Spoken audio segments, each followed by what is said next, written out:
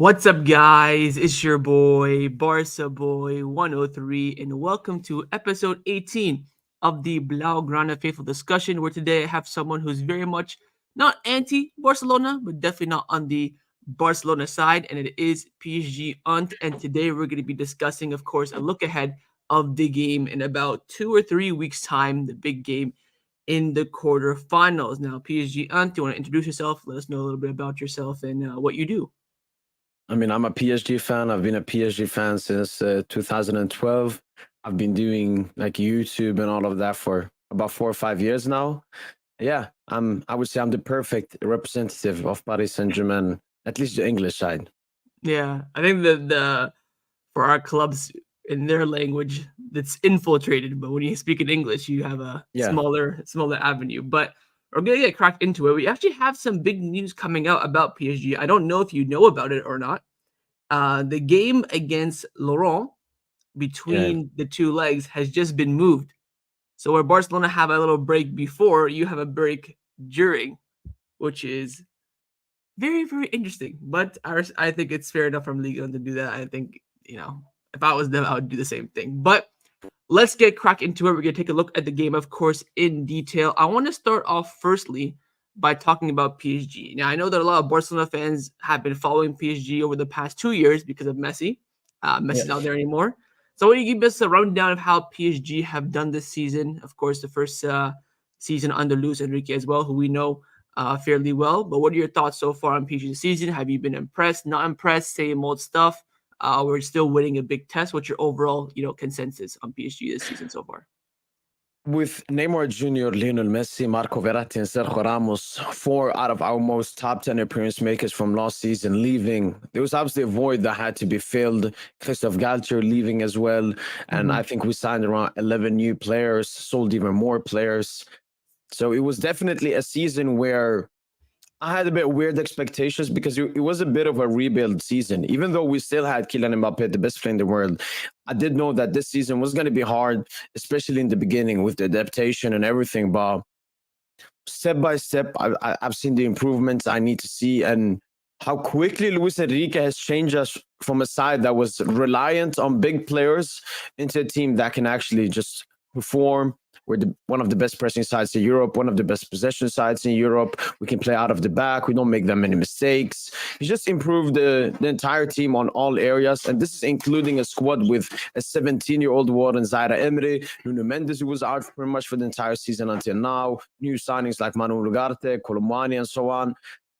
So no, I'm extremely impressed with the job Luis Enrique has done in a span of 7-8 months, and the improvements are very staggering, very staggering. And this even gives me more positive hope for next season when Kylian Mbappe leaves. Because if Lucha can do this when Neymar and Messi left us, who are, better player than Kylian Mbappe, there's going to be no problem doing that for next season. Mm-hmm. Of course, we know Luis Enrique very well. Even our sporting director was talking about him yesterday, yet again Yes. in an interview, how the club rate him very highly. Of course, when he came in as well, he had a lot of big heads, and his first few months wasn't the greatest because he had to deal with those big heads. And then once we lost, I think it was Sociedad away, Anueta, he then benched Xavi, brought in Rakitic, and the rest is history. Now I also want to talk about a little bit about the pros and cons of PSG this season. What do you think has been, beneficial? What's something that surprised you? And what's also something that, hasn't really changed and maybe needs a little bit of improvement that maybe you still have a little bit of a worry about? I think, in the summer, our president Nasser Khalifa was coming out with the statements that no one is bigger than the club and everyone is under the manager and the manager has all the power. And we've clearly seen this season that goes for every single player apart from one player, and that's Kylian Mbappe. But ever since his decision to leave Paris Saint Germain, obviously it hasn't been announced publicly and so on, but announced to the teammates, to the manager's finally gotten the power that he needed to be the man in the dressing room, to make all the decisions. So I would say that was one of the weaknesses in this team before, that we had someone that had more power than the manager, which is a big issue. But as I said, since that first leg versus Sociedad, when the news came out, Luis Enrique has been the absolute boss, and he's even toying with his power, benching Mhm. Mbappe, taking him at halftime. No one really does that, but I think he just wants to flex his power and say, I'm the boss here, Mbappe, and for the rest of the season, you're remaining a PSG player. You're going to listen to me. Other weaknesses, I would say the transfer window, we spent a lot of money. And the three most expensive signings, which are Manu Ugarte, Randal Kurmani, and Gonzalo Ramos, have all not fitted in. And they've been bench players for the majority of this season. Mhm. So another weakness is the Activeness in the market. partnership. No, it's more the partnership between the manager and the sporting director. Sporting director signs great players. I mean, all of those three players are great and would play and start for many teams in Europe, but it's not really what Lucho wanted. But I've seen improvement from that. In January, obviously, we only signed two players. Only one player has played for us, which is Beraldo. But he looks to be a signing which both the manager and the sporting director approved. So I'd say those are the two weaknesses of this season, I would say. No, the sporting director is Luis Campos, right? So does him and Luis Enrique have that relationship, or is it more so he signs players and Luis Enrique just has to like deal with it? So in the summer, for example, Luis Enrique came in mid-season, and Luis Campos had already made the signing of Manuel Ugarte, Kangin Lee, and Marco Asensio beforehand. So those players were always going to be a question mark. And then for the rest of the summer transfer window, it's very hard in a short time span to understand exactly what the manager wants and needs. But over time now, it looks much better. So what happens is Luis Campos, he brings like 3-5 names to Luis Enrique. Luis Enrique watches them, looks at their profile, pros and cons, and then says, give me this guy. That's exactly what happened with Beraldo in January. So it didn't start off greater like relationship, the duo, but he has improved a lot throughout the season. Now you mentioned about the bench situation with Kylian Mbappe. I want to ask you, does that have an effect on this game, or are you very, very confident he'll play the full 90 minutes if he's fit, of course? No, he will play the foot. I mean, we've seen that Luis Enrique does this in Ligue 1, a league where we have a 12-point cushion at the top, where we're not really prioritizing it as much at the moment. But when it comes to the Coupe de France games and the Champions League games, Kylian Mbappe plays every single minute because, I mean, we need his ability. We can win Ligue 1 without Mbappe. Yeah. I'm very unsure if we can win the Champions League without Mbappe. Yeah. I think you're 10 points ahead in Ligue 1, if I'm not mistaken. 12. Even risen. Even bigger. So I understand that point. But of course, one of the big talking points around this game, we kind of touched upon it a little bit, is the talking point between the two managers. Now, they do have, of course, a good relationship. Your manager has coached our manager. Your manager is from our, our club is in his blood, so to speak. And there's going to be, of course, that not tactical rivalry. I think more so a bit of mental rivalry because they know each other very well to the point that they probably know that, okay, he's either going to do this or this. Do you double bluff and do with this or go with that? Do you see this game being decided mainly on the players or from the not tactical, but the decision-making of the two managers? If Kylian Mbappe was not on the pitch, I would say I would agree with what you said. It's just that Kylian Mbappe, I mean, he can literally play for Sunderland and he can still impact the game at such a large scale. So he will always be the wild card in this game. But after that, 100%, it's all down to the managers. One question mark I have over Xavi is I've been following Barcelona for a lot, and especially in Europe. And sometimes his substitutions, his tactical changes mid-game are a bit questionable. So if he does anything similar in this game, it could definitely cost Barcelona. But I see Xavi 100% going into this game, 100% focused. Because I remember from United last season, a lot of the excuses from the Barca fans, which to some extent were valid excuses, was that Xavi didn't really concentrate on Europa League. I mean, what does the Europa League trophy do for FC Barcelona? You focus more on the La Liga title and so on. So I see Xavi coming into this game really having nothing to lose. Because, I mean, if he's going to leave in the summer, he's going to leave. If he wants to stay, he can stay for one more season. So I see Xavi being much more pragmatic, much more conservative in this game, and not taking any huge risks in this game. Once Luis Enrique, I mean, he would just do the stubbornness, which has made him such a great manager. Could that cost him? I don't think so. I think if Barca somehow beat Paris Saint Germain, it will go down to the Barcelona players taking their moments and us making mistakes. So From Luis Enrique's side, I don't see a tactical mistake. From Xavi's, maybe a slight little one, but I really don't see the game going down to, because they're so good tactically and they play so similar football. So I don't really see it being down to tactic. I think it's more about the players in this game. One thing to add about Xavi, just to piggyback off your point, is that this season in the Champions League, our objective was minimum quarterfinals. So we've now reached that point. So anything past this point, we are not overachieving, but we're passing our expectations. So I think you make a good point that he's going to go into this game with no fear. He's going to leave at the end of the season. That may have a little bit of advantage because Luis Enrique is probably going to think things twice. I don't want to do this and that. You know, we're going to have this next season, or we got to still push with the France or whatever the case may be. So all these little things that he's going to still be having in his head, player development as well, where Xavi's going to be, you know what, I'm just going to go for it. That's for me the big question mark. But I think also tactically as well, especially I think the most important thing here, like I talked about in your video, in your stream, was the second leg being in Barcelona.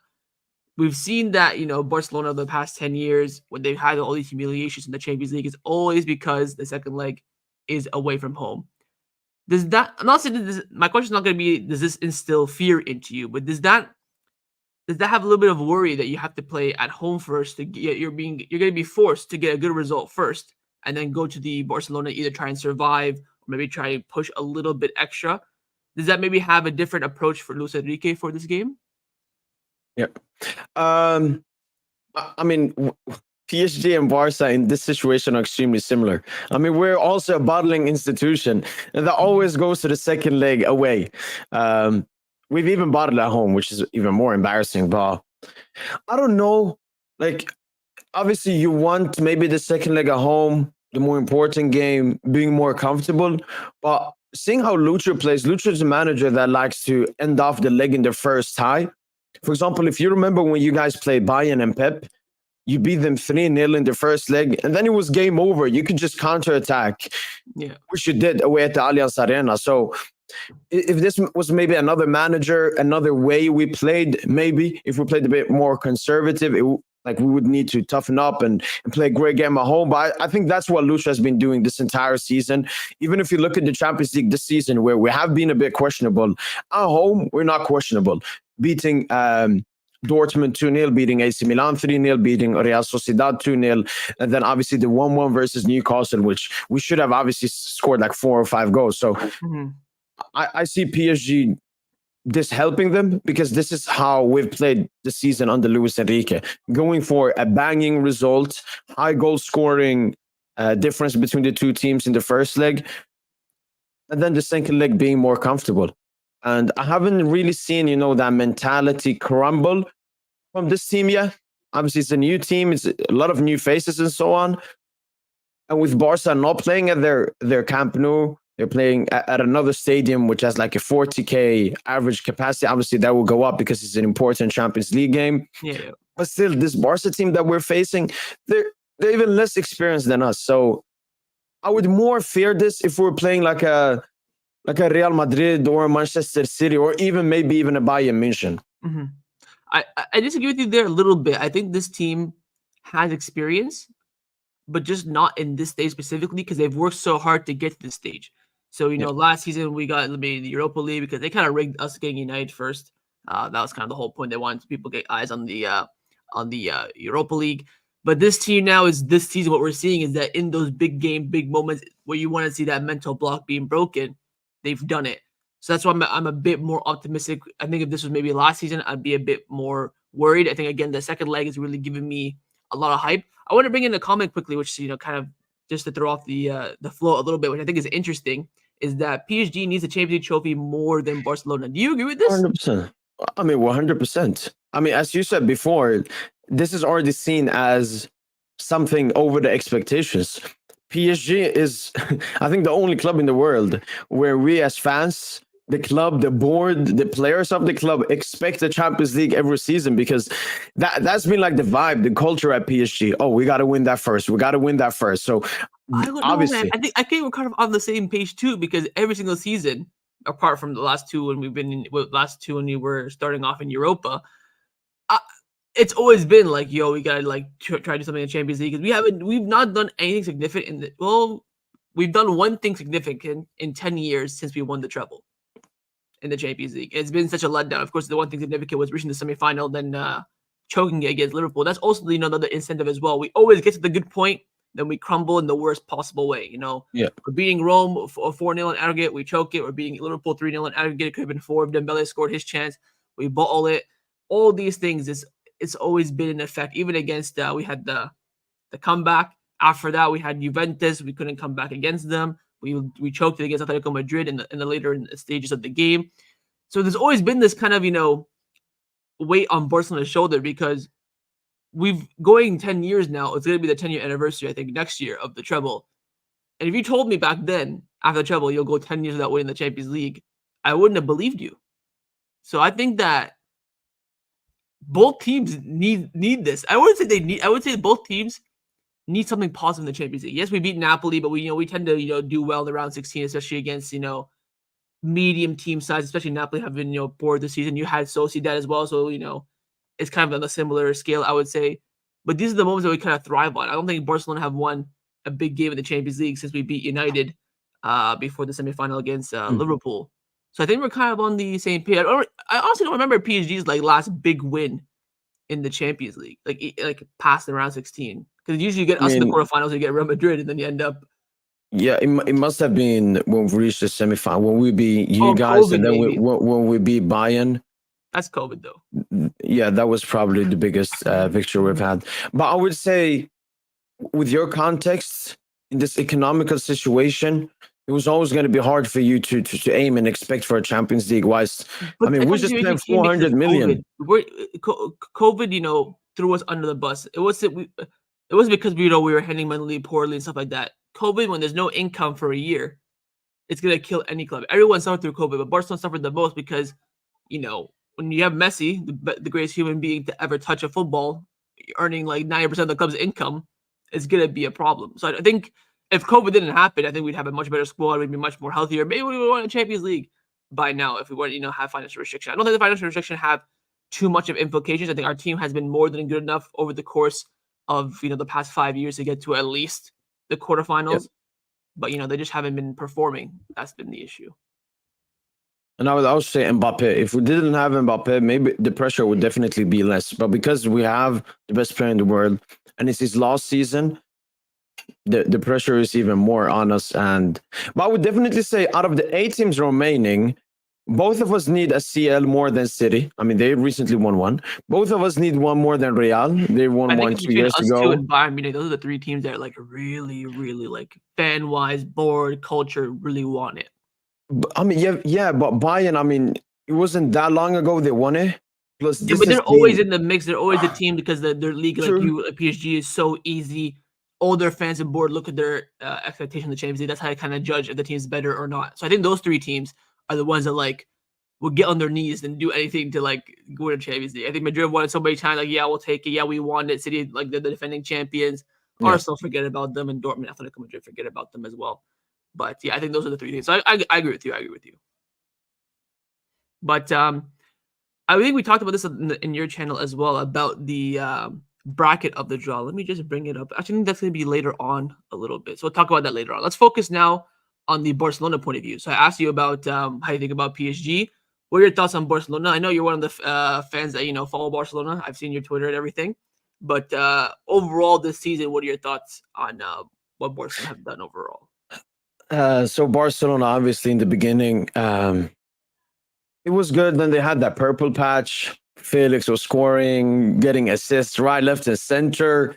But then it came back a bit. Every game, it was great, man. Yeah. And Gavi was performing as, I mean, at least a top 3 midfielder in the world when he was at his best. Then him getting injured, Pedri not, in my opinion, playing to his best strength. But I would blame that a bit on Xavi because Pedri is the best as the most forward midfielder, but Xavi has been using Gundogan in that position instead. Mostly because when Pedri was injured, he played Gundogan there, and then when he plays Pedri, he plays him a bit deeper. Then I would say the addition to Christensen as a DM instead of Oriol Romeo that you guys signed in the summer wasn't like a tactical improvement. Lewandowski coming back to his, maybe we could say his best form, at least since the beginning of last season for FC Barcelona, now in 2024. Lamine Yamal coming up. I mean, I remember in the beginning, he obviously in the beginning got overhyped, but now he's actually meeting the hype, scoring, the goal that you guys needed versus Mallorca, I think, at home. Gundogan has obviously been a great signing. Joao Cancelo's been a great signing. Koundé's performing better than last season. Araujo had that patch of like 2-3 months where I don't know what was wrong with him. I don't know what was wrong with him. It was like between like the end of November and like beginning of January. Like it was weird. Yeah. That Super Copa You know and why everything. though? But, That's when the Bayern Munich rumors were coming in. oh, so you think he was 100% more pressured or what? Because he talked to Thomas Tuchel. Tuchel called him like, "Hey Okay. man, are you interested in coming to Bayern Munich? You know, it's a great city here." And this is when Tuchel kind of was on a bit of a rise in Bayern. Now, of course, he's leaving. Since the rumor that came out that he talked to Tuchel on the phone, he was shit for like a month. Okay. Yeah, it could be that. And then obviously the recent emergence of Kobarsi into that backline, that's exactly the center back that Barca have been looking for, because I mean he's good in duels and defensive ability, but you've had like Christensen last season was good at that still. Inigo Martinez still a good defender. But I would say what Kobarsi is really good at is the ball at his feet. He makes that backline more comfortable than like a Koundé or even a Balde. Even a Balde, he's great with the ball, but that's more when he's running with the ball. Kubarsi can stand with the ball, extremely comfortable. And we saw that long ball he made to Fermin against Napoli. So I think that this Barca side, it's been a roller coaster season for Barca, but with the emergence of Lamine Yamal, Kubarsi, Fermin Lopez, and improvements in performances from Robert Lewandowski, the new acquisitions of Joao Cancelo and Ilkay Gundogan, and Rafinha performing as well better than last season and performing in two different positions. Yeah. This is definitely the best Barca of this season. Like this is your peak of the season so far. Absolutely. And it's the best time to peak. I mean, for the Champions League knockout stages. Yeah, absolutely. Just quickly to intervene yet again, of course, your manager, one of my favorite managers ever, Luis Enrique, he's doing a stream right now. And he was asked about because you know how he came back to Twitch for the international break? Did you see about the report? Yeah. So he's speaking now. He's asked the first question was on the game. He said that I'm a culé and I will keep being a Barca Soci, which means Barca member, until the day I die. But I hope that I can beat them in the semifinal. So I don't know. He's kind of like showing love, but then not saying much else. So I don't know. Maybe he'll bless us with a victory. I don't know. Nah, I like that he's honest. I mean, if he came there and said, "Oh no, I have nothing about Barca," yeah, he would be lying. Yeah. Even our president speaking about Mbappe, about how he signed with Real Madrid. He's like, "Oh, I don't care. He's not good for the dressing room anyways, but now Madrid might have to sell a big player because Mbappe's there." Wait, he said that? Yeah. He said, "I don't care that Madrid has signed him. We'll see how it happens. I have an institution. They have a problem there. You have to sell a player now if Mbappe signs, surely. And speaking on the figures that will be available, it distorts things. It's not a gift." It's basically saying that he's not worth the amount that's being reported, like salary rise and stuff like that. Thing is, Laporta actually. The thing I've always like a bit disliked with Laporta is he talks a bit too much as a fan. Those words could come back and bite him very hard if like Mbappe cooks in the La Liga. I could see that quote being every single word and everything. But I mean, he is talking truth, 100%. The wage that Mbappe will get, the signing bonus that they will have to pay him will definitely have somewhat of a negative effect. But obviously, his I think that if Barcelona were a bit healthier, we could compete with the Mbappe signing. It's just that where we currently are now. Would I take Mbappe now if he was available? Yes, but with the connotations and stuff that comes with it, I don't think this team really needs that right now. I think this team was already well built. We need maybe 2-3 more positions to fine tune to really be a team that I would consider pushing for the top level consistently. Yeah, but I don't think these quotes are ridiculous. I mean, Florentino Perez says the same things about Barcelona all the time. This is kind of the same mumbo jumbo, kind of just put pressure, I guess, more so on Real Madrid and Mbappe as well. But back to the daily course here. Now, you talked about, of course, Barcelona this season being at their peak. Same thing I asked about PSG. I want to get your Barcelona perspective as well. What do you see as the pros and cons for Barcelona from what you've seen? Again, I gave you what I thought about PSG, even though I haven't really watched PSG too much like I used to when Messi was there. Same thing for you. I know you watch it here and there, but from what you've seen, what do you think are the pros and cons to Barcelona? Okay, let's start from the back. I think that Ter Stegen is a liability if we can get good goal scoring chances on him. He's gonna have a bit of But practice this week against Mbappe for France, so we'll oh see. yeah, but if he has a good game, he could be really hard to stop. Those reflex saves, I mean, they're always really hard to score against. Then looking at the back line, Araujo, I've always rated Araujo a lot. Obviously, his stocks fell a lot after that period, but I've always rated him as a defender, and he would be great as a leader and as a player. Kubarsi, though, especially with these youngsters, it's like I feel maybe this game is a bit too big for him. And I think that he could be a liability that PSG focuses on, especially with Cancelo being on his side. Maybe Kubarsi will have to do a two-man job. And that may be like something that costs him. Obviously, Cancelo, I've talked about it. With Paris Saint Germain being such a threatening team, it's very hard for me to see Cancelo impact the game as a left back. If you guys don't switch to a five at the back or play him a bit more offensively, if you play him a bit more offensively, then he can solely focus on chance creation and dribbling and all of that, which is his best ability. But if he at the same time has to defend against Osman Dembele, the best right winger in the world, it's going to be very hard for him. A very hard 90, 180 minutes. Jules Koundé, I think it depends on how we play.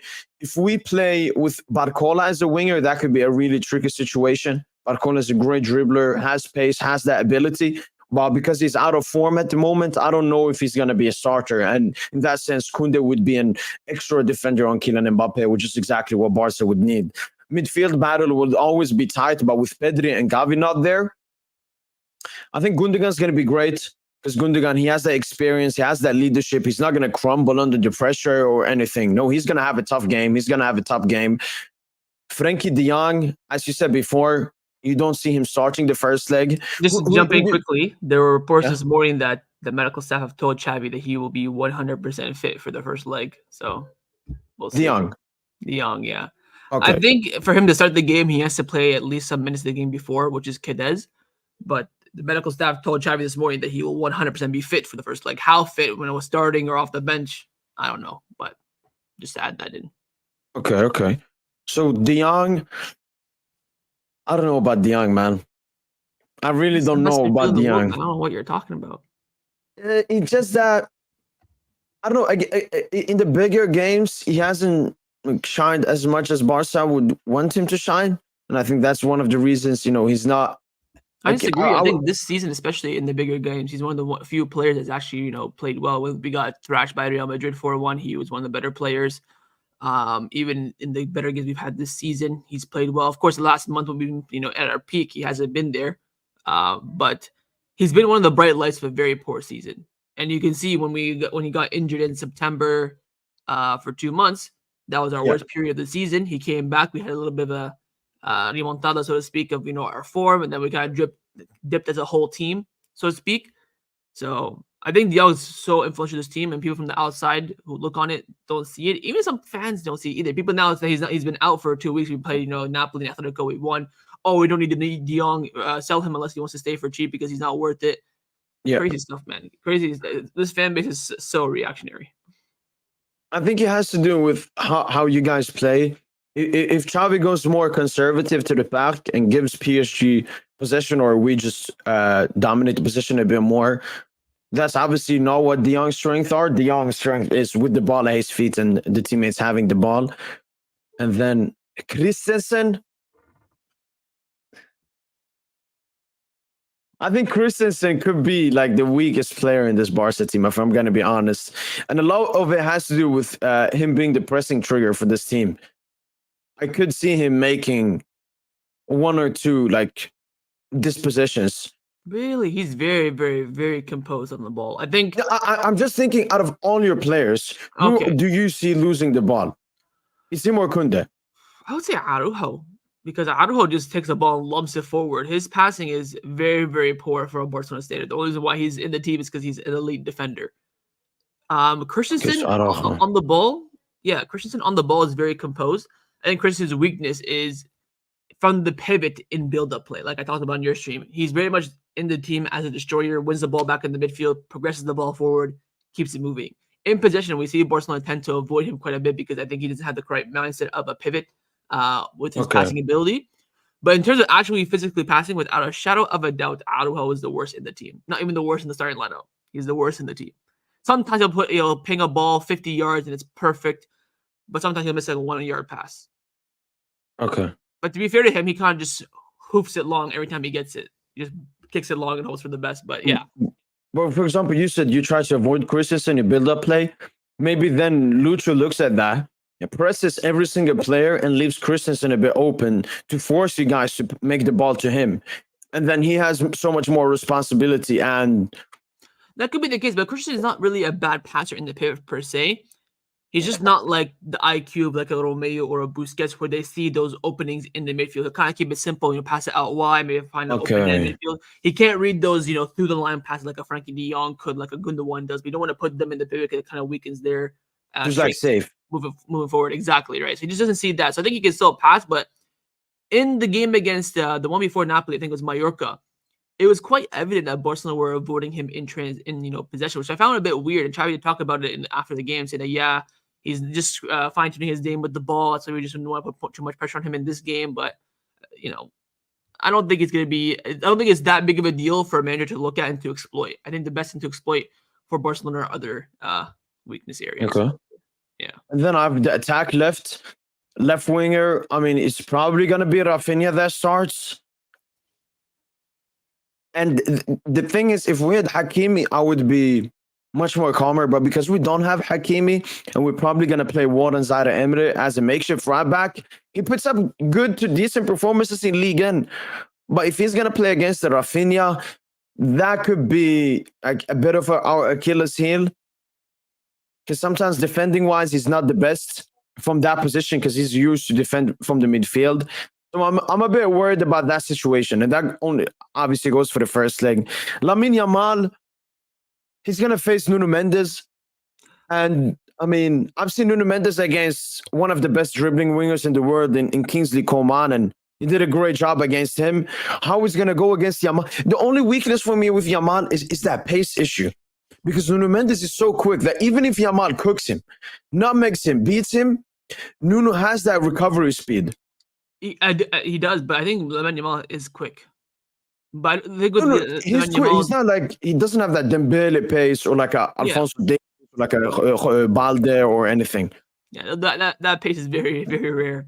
But I would say that if he beats Nuno Mendes, he can make some distance. But Nuno Mendes, he is coming back off an injury. So maybe he's, this game is coming thick and fast. I don't know. Did he get called up for Portugal, Nuno Mendes? I think so. Yeah, I think so. And so I mean, he's going to get some more minutes under his belt. But, fresh off injury, you never know. Yeah, no. It looks like he's already back to his best. I mean, he scored a goal in the last game. He's in the squad. He's even predicted to start. Okay. No, he's going to play now, actually. Sweden versus Portugal play now. Are you starting? Yeah. Okay. No Cancelo. Look at the jump in again. Okay, Cancelo and Felix are arrested for the first game. Yeah. So. Oh, okay. Yeah, they did Barcelona a bit of a favor. So they arrested. Yo, guess who's benched? Ronaldo? Yes, sir. Quickly to jump in here again. More quotes from Luis Enrique in this stream. He was asked about the Barcelona team. He said that we always have to ask how many players from the opposing team could make our starting team. This Barcelona team have 7 or 8 players that could start for any team in the world, not just PSG. So we did our combined 11 the other day, and you had more PSG players. I guess Luis Enrique disagrees with you. Nice. Also, he's asked about coming back to Barcelona. He said, I've always liked to return to Barcelona one day because Barcelona means a lot to me. But right now it looks very unlikely. I want to respect my contract at PSG, and we have an important project to develop, and I won't break my contract. No way. So unless he gets sacked, he's not going to leave. Yeah.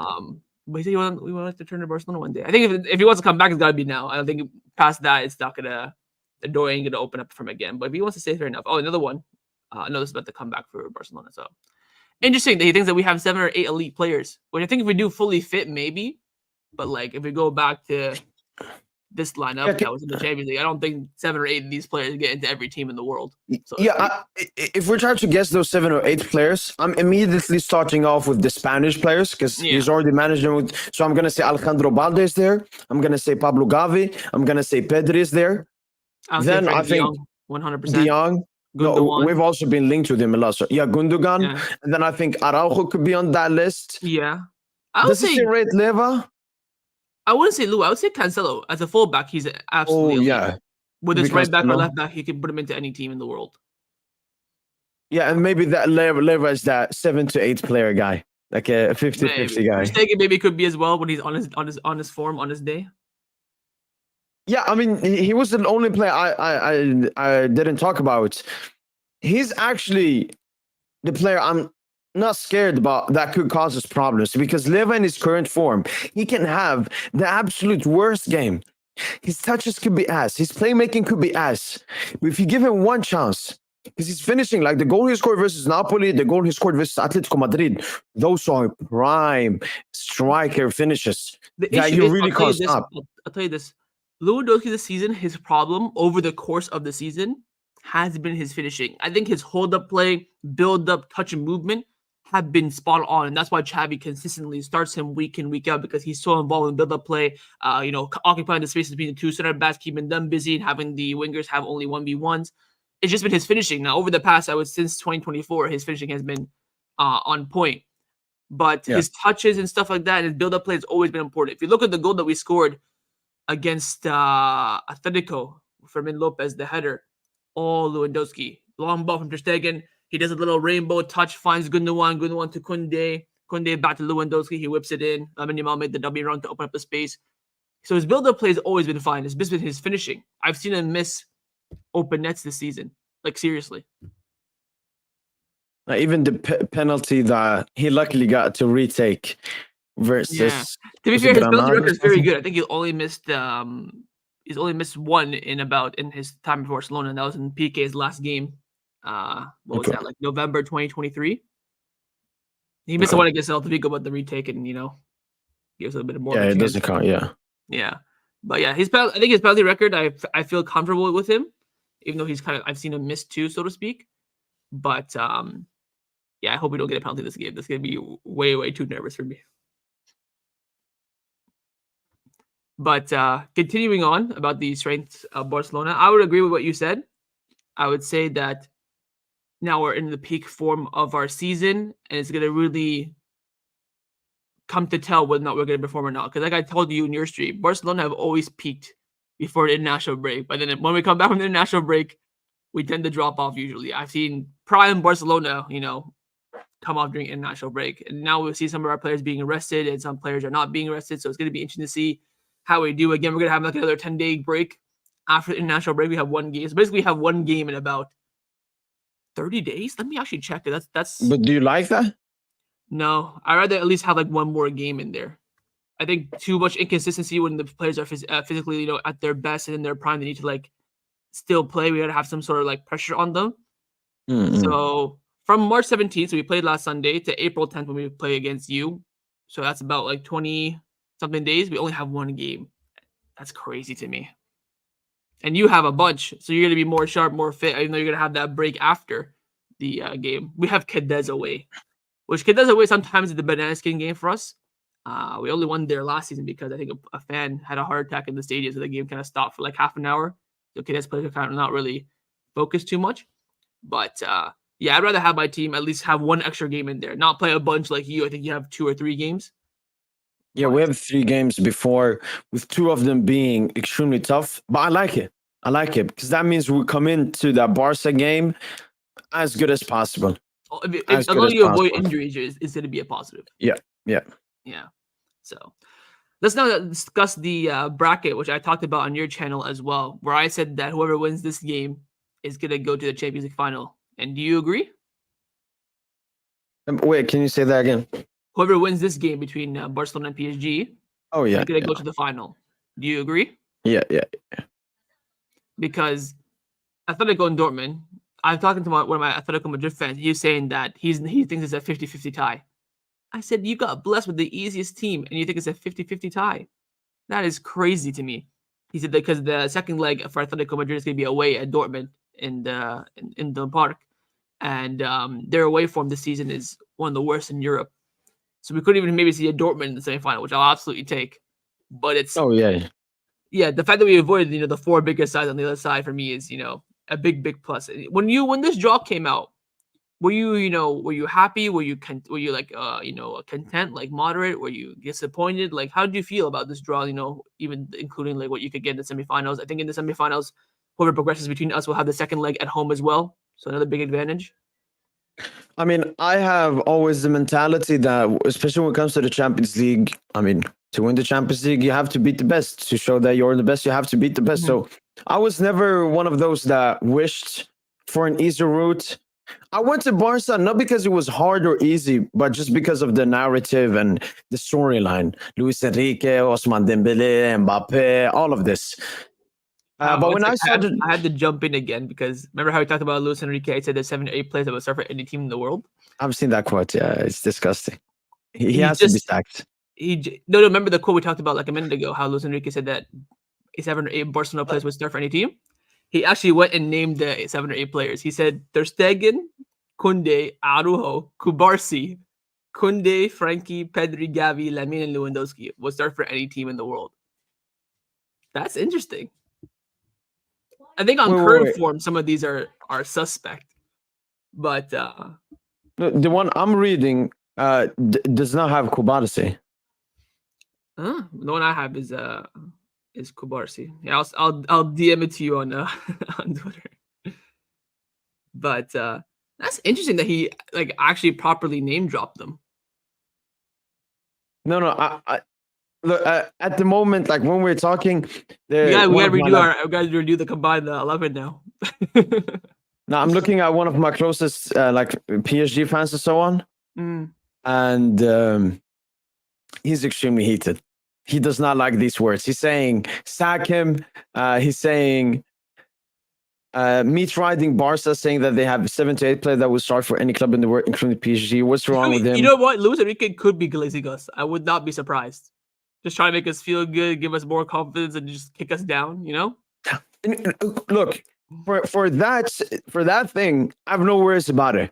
I have no worries about it, Lucha wanting to do that. The only thing I'm like against this is you're literally disrespecting the PSG players. When you're saying Ter Stegen would start at PSG, you're saying Ter Stegen is better than Dona. How would Dona take that? When you're saying Araujo Kunda, that means that was the message you're sending to the defenders. De Jong starting and Gundogan, I can take that because our midfield has not been a strength. Yeah. He did name drop 4 Barcelona midfielders. Saying Yamal and Leva, that means, I mean, you're front 3 of Leva, Yamal, Mbappe. He doesn't rate them boosts. I don't get him, but I know this is part of the Lucha game. Because Lucha has the same vibe as Pep Guardiola. Purposely, not to. Yeah. But at the end of the day, though, he might be spitting facts. I'm just saying.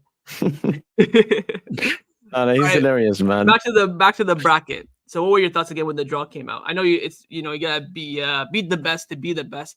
But now that you don't have to really beat the best to be the best, what are your thoughts on it?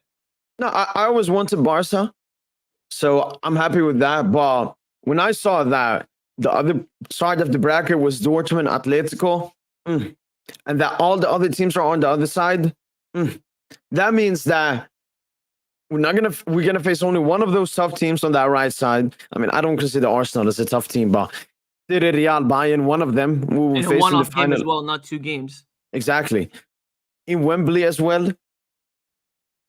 Yeah, I'm extremely delighted, and I'm sensing similar stuff. Like when we went to the final, we have to be honest, we didn't face that many tough teams. I mean, we faced Dortmund. No, we faced Dortmund, then we faced Atalanta, and then we faced RB Leipzig. Oh, it's Atalanta, right? I think Man City faced Lyon, right? Yeah, Man City got knocked out by Lyon. So yeah. We're good. We're good with this draw. We're good. And I mean, I guess you feel the same exactly as well, especially after beating Atletico 3-0. Like it's not.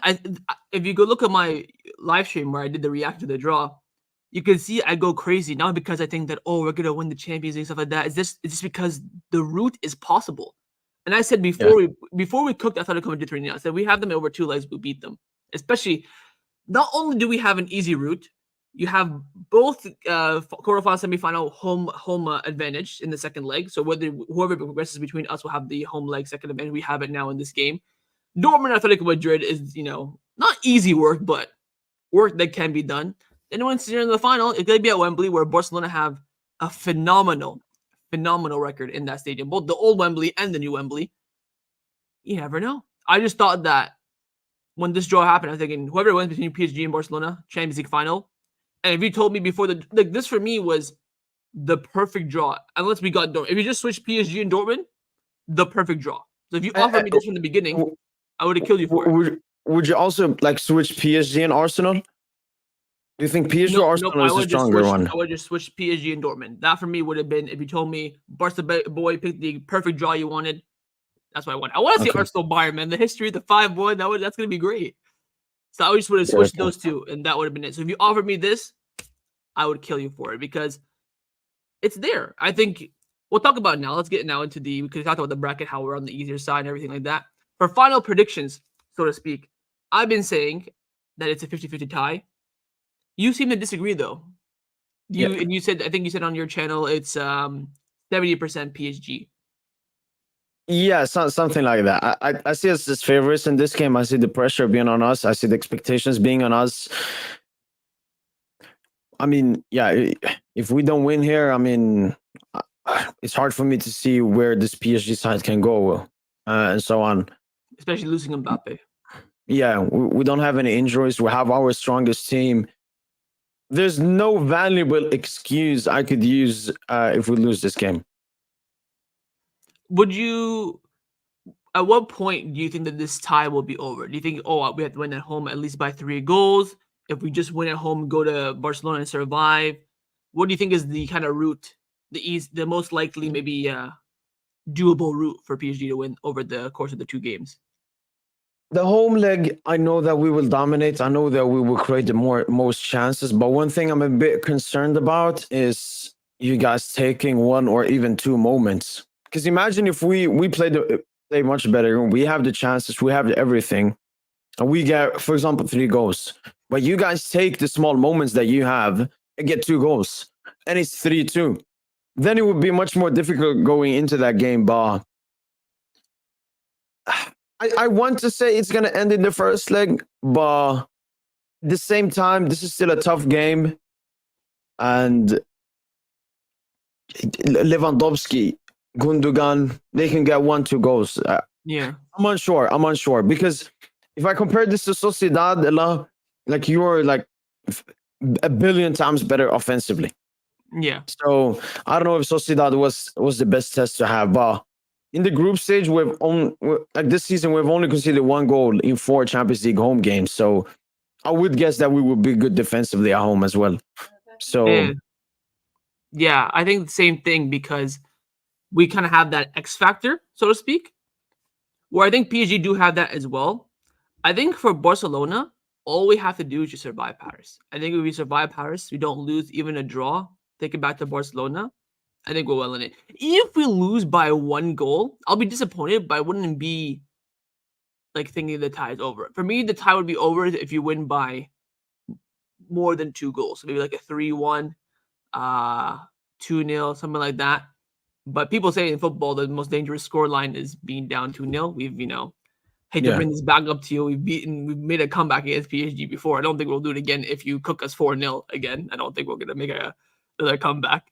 But I think it's just about surviving in Paris. Again, if this is the roles reversed, Barcelona having the home leg first, I'd be not this confident. I'm not confident anyways. I just think it's a 50-50. Both teams have their pros and cons.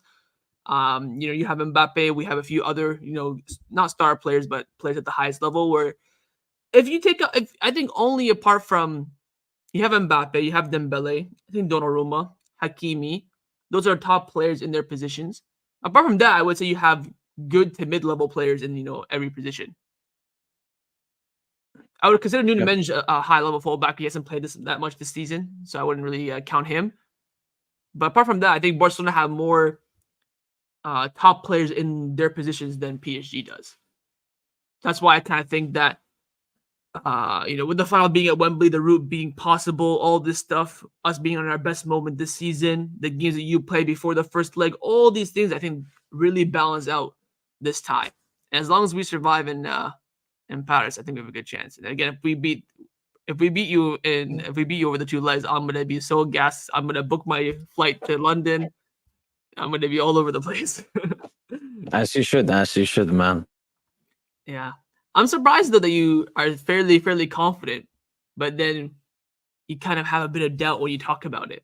That's what I'm curious about. Is it really for you all riding on that first leg? Do you see yourself even winning in Barcelona if the tie is close? Oh yeah. You think so? Again, I haven't. It's hard for me to talk about the mentality and so on, because this is an entirely new team with a new manager. It's not like I can go back in the past, because sure, we can go back to when we battled it before and everything, but those players are not here at the club anymore. That manager is not here. We don't play the same way. You know what's crazy? We have, I think, 2 players from the remontada. Ter Stegen was there, Roberto. Yeah. I think that's it. Those are the only 2 players that are still in the squad. So we still got some. This just shows how much veterans they are.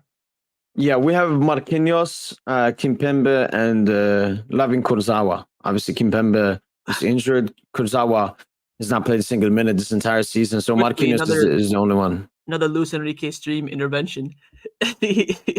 Someone asked Luis Enrique, "Is you gonna bench Mbappe against Barcelona?" He said, "If someone donates 5 million euros to my foundation, I'll do it." If only I had the money, I would do it. Nah, Lucius vibing, man. Yeah. He's asked about Mbappe to Madrid. He said, "I don't know. No one knows. Only Mbappe knows. When all the parties involved decide to share the truth and the decision, we will be there to listen." So he knows, but not officially. Yeah. Yeah. Sorry. Continue on with it. What you were saying. So no, I'm extremely confident. I'm confident. I'm always confident when it comes to every single leg, and beating you guys away. It's all about if we need to. The thing is, you haven't even beaten us in the Champions League before. Well, you beat like in group stages and stuff like that, but we always, come out on top over the 2 legs. We had the quarterfinals where we faced you. I think we drew and we won on away goals. Which one? So the first time we met, you won on aggregate. Yeah. On away goals, because it was 2-2 at the back. One when we won the treble. We had you in the group and in the quarterfinals. Yeah. We had the remontada, and then we had the 2021 one where you beat us 4-1. So my favorite. Your favorite out of the 5. But I think the score is like what, 4-1 in Barcelona's favor overall. I think in even the group stages you beat us once. I think it was in the group stages where we won the treble. Did you beat us, or was it 2-2 or something? It was a close game. I think you beat us 3-2. We beat you 3-2, and then you beat us 3-1. Yeah. In the group stage, and then in the knockout, I think it was 3-1, 2-0. Yeah. So the quarterfinals was 3-1, 2-0. In the group stages, I think it was 2-0 at home, and then you beat us 3-2 away. No, you beat us 3-1. Did we beat you 3-1? Yeah, I think Neymar scored 2 goals. That's where that Iniesta dribbling through our midfield. Yeah, that was the quarterfinals. That was not in the group. Oh, that was the quarterfinals? Yeah, that was when we beat you 2-0. That's when Neymar scored twice and David Luiz got getting cooked. I forget what the score was in the home one. I remember the game. I remember Suarez scoring. I just forget the score. No, it was no Suarez. That was, if you're talking about that Suarez double, that was in the knockout when you beat us. No, you beat us like. Switched. Trust me, this is the season of my life. I know it. Okay. Well, I got it here. So yeah, in the group stage, it was 3-2 and 3-1. 3-2 and in the knockout, 3-1 at our home. So that's when Suarez scored twice, and I think Neymar scored that great long shot. Remember that long shot that bent into the bottom right corner?